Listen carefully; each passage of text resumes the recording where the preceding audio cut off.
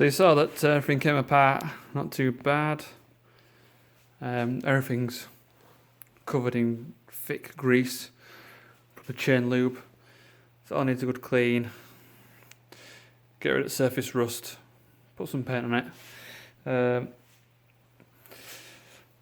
The brake fluid was black, which is odd. So it's definitely not had brake fluid flush or change in a long time. And I'm thinking that I'm going to just get a new braided rear brake hose whilst I'm here. So I'll measure that out and get a nice new one. This is all seized up. I need to somehow get that split pin out and then I can undo that. That's all my chain grease, chain lube. So yeah, give it a good clean and then paint this, not tonight, but get that painted. What have I come to show you now? Yes, I think I'll just strip that down on the bench and then let's do some wiring. See if I can get these, oh no, I can't use rear lights because there's no bloody brake levers. Yeah, let's do some wiring. Okay, so it's about a week later since the last clip. Still battling with this wiring. Made a bit of progress with the bike. I'll go over the details in some future videos, but for this video I'm still going to concentrate on the wiring. So I've now got the number plate mounted, just a very simple little bracket there. These are little LED lights, so the wires come up through there and they need wiring in.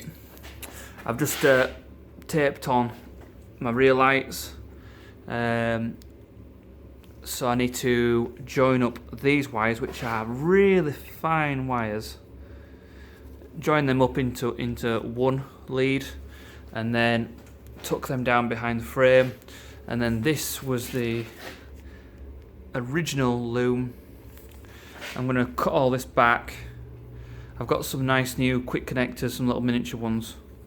So cut that back and then that's going to go neatly behind the frame and connect onto those. Going to the front of the bike, I have designed and 3D printed my own little switch pod. And I've had to do that because I've got a quick throttle off of like a motocross bike, pit bike.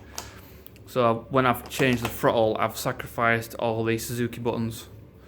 So now I've got my lights on, off, start button, and then I've got ignition on, off.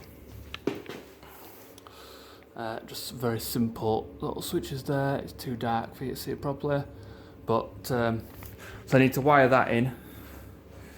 And then on this side, this loom just needs putting back into the headlight.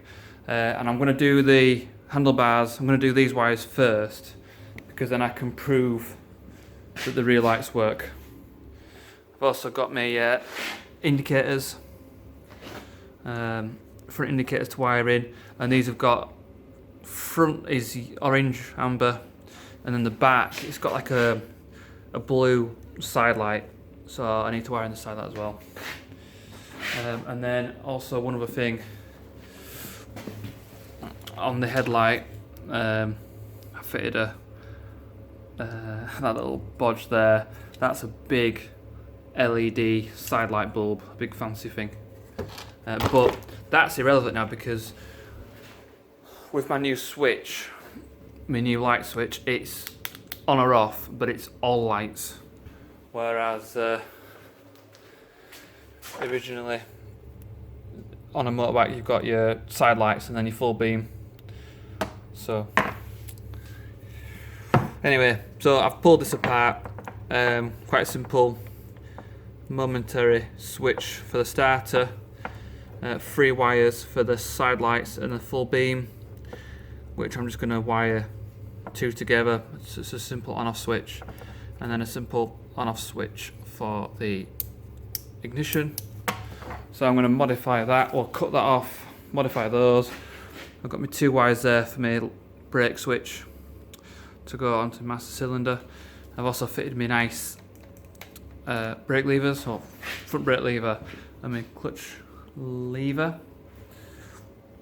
So I will, wiring's boring to watch, so I'm just going to wire it up and then I'll show you what I've done.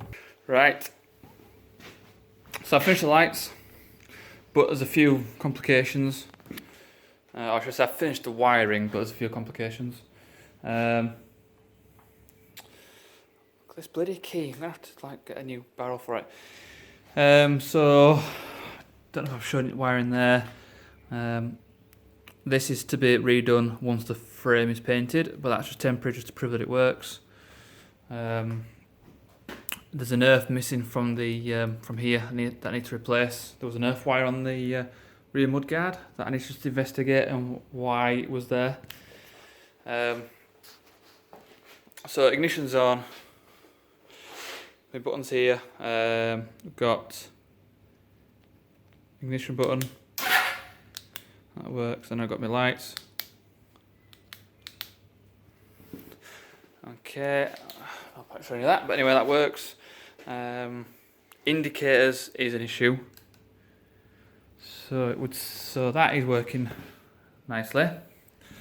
But then up here, it's on solid. And then the other side is the same. So it turns out that the standard flasher unit is not compatible with LED lights because they are lower resistance, and this relies on the resistance of the bulb, a traditional bulb, to work. Bugger. So what I've actually done is I've pulled it out and I've actually fit a piece of wire, so I bodged it. So what I need, the solution, is some of those LED resistors. So I'm going to have to wire them in line with the indicators now to make that flasher work. Or I can buy a flasher that's compatible with LED bulbs, or I could buy some kind of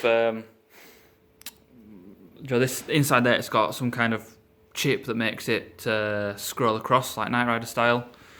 So maybe there's something I can buy just to wire into these, and then they do it themselves. Maybe that's probably a silly idea now I'm saying out loud. Anyway, I'm probably going to end up buying some of those resistors and wiring those in. For the time being, I'm saying it's done, and I'm moving on to the next job. So thanks for watching this video. What have I got left to do? Finish wiring. I've got my tyres to show you. I'll do them in a future video. Chain sprockets, got that to do. Fitting all clutch, choke cable to do. Clutch cable to do. Throttle cable to do. Got to cut them to length, solder them. This rear swinging arm has all gone wrong. Oh, that needs painting. It's not come out. The paint finish is a bit naff, so I'm gonna wet and dry it and then repaint that. I was hoping to get that refitted, but not need to repaint it. And then obviously finish the exhaust. I'm boring a TIG welder. I tried to MIG it, and this is my embarrassing attempt. So yeah, I didn't think it was so difficult welding stainless, but it is tricky. So my plan is